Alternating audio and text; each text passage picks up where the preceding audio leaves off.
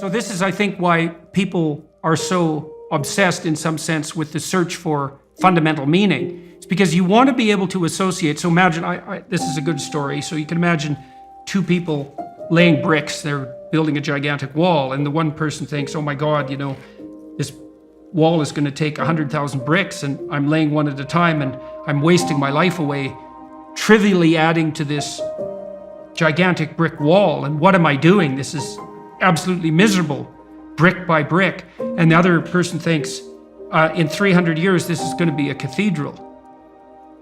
And so the person in the second state is doing exactly the same thing at a local level, laying bricks, but each brick is related to a very high goal. And that means the reward that's attendant upon the laying of the brick is proportional to the goal, to the aim of the entire behavioral process. And so it seems to me, so if you're aimless and goalless, and I know you've done some work on goal setting, if you're aimless and goalless, then you can't elicit any positive emotion.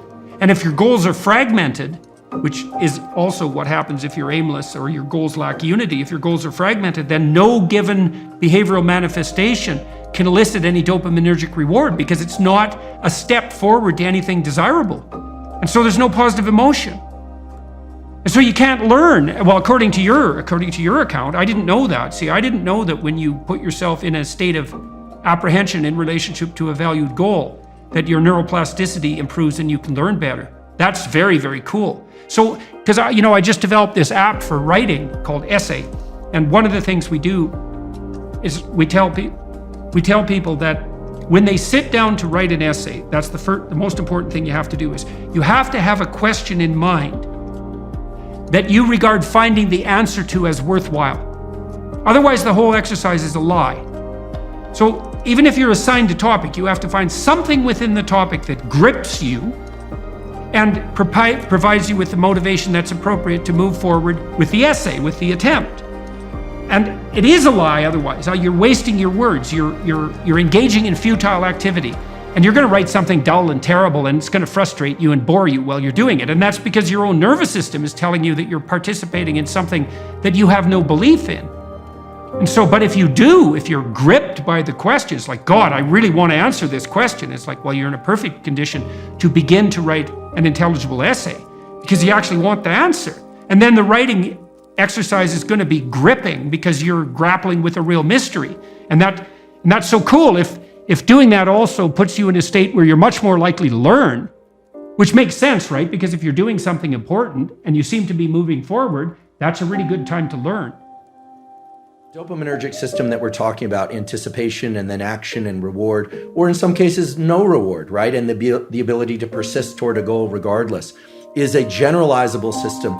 You had that chapter about, get your room in order, right? Get your belongings in order. This is, I think, very relevant right now. Even though it's important to have higher goals and lofty goals, the dopamine system is an incredible system because it is depletable, and yet it's also renewable, and it is self-amplifying. What I mean by that is, let's say that I'm somebody who doesn't know what I'm working toward. I don't have a specific goal or question. By completing even what seem like menial tasks, like making myself a cup of coffee, drinking it, cleaning up completely, drying the cup and putting it back in the cupboard, what happens is even if you make that seemingly trivial goal the goal, in addition to making the kitchen look nicer, it completes a circuit.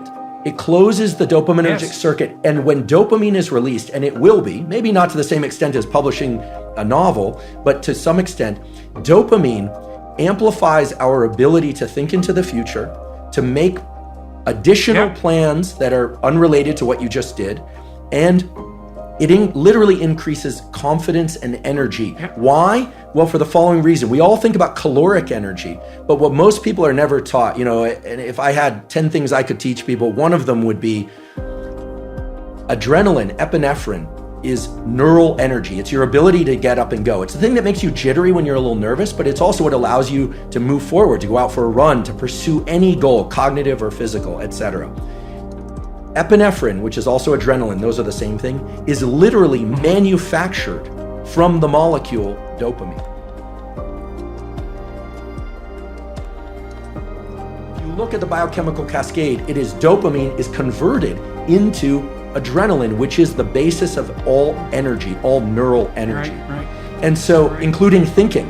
And so if one is not in a place of being able to set their goal on a particular lofty goal, a graduate degree, a book, etc., yet the way one gets to that is by completing things in their immediate environment from start to finish and closing the dopaminergic loop. You literally... Yeah, well, those are at least micro narratives. That's right.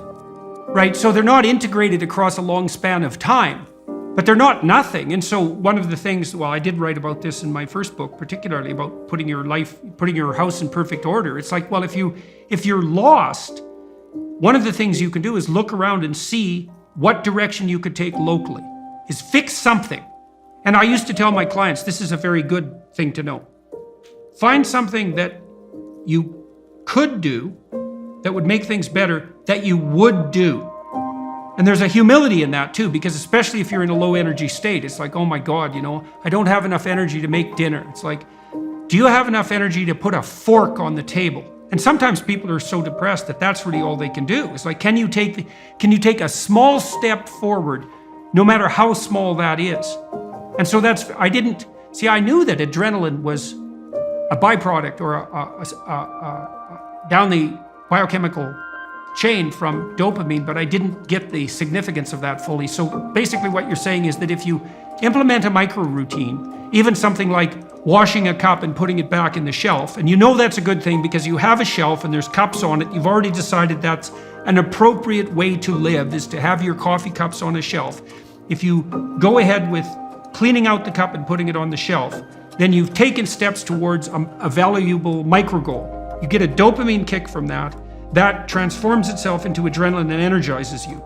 So that's partly the reason that it has an antidepressant effect. That's right. And then you can lean into another behavior. I mean, some of the more successful classes of antidepressants, again, not for everybody, are the ones of the dopaminergic, adrenalinergic variety, right? Things like bupropion, as opposed to, there's a lot of debate about SSRIs. They tap into a different system. You asked about gene expression changes. There's neuroplasticity, which is on the short scale. Completion of an even trivial task like the putting away of the cup will give you more dopamine, which gives you more adrenaline, which in this analogy of either being back on one's heels, flat-footed, or forward center of mass, regardless of where one is starting out, let's say depressed is back on one's heels, it's going to tilt you forward a little bit. And then it's a question of what you do with it. So the cognitive appraisal is critical because, again, with the prefrontal cortex being so critical in establishing which of these loops gets repeated, the cognitive appraisal is critical. I'm somebody who can get things done even if they're small. Take another cognitive appraisal there too, which is small things are not small. That's right. Precisely for the reason that we just described. It's like you might have the cognitive appraisal that doing something local, like cleaning up your room, is small, but it's not obvious at all that that's the case. It's not that trivial to put your immediate surroundings in order, and it can easily be the stepping stone to putting things in order on a broader scale. In fact, it's probably the necessary stepping stone to do that. And so they might seem small, but they're a step ahead, and ahead is a good direction. Absolutely. And so they're not as small as you might think. And so you can pat yourself on the back, especially if you're depressed, a little harder than you might otherwise by saying, you say, well, this is trivial, but I did it. It's like, no, if you're moving ahead, tilting yourself forward in your metaphor, that's not small. You just keep doing that, you're going to get out of this paralyzed or retreat mode. And then God only knows what you're going to be able to do.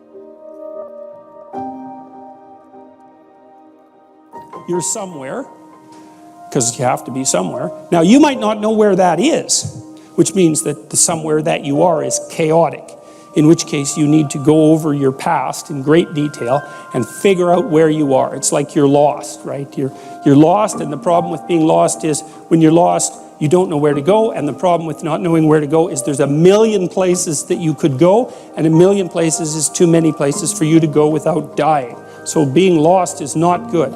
So you need to know where you are.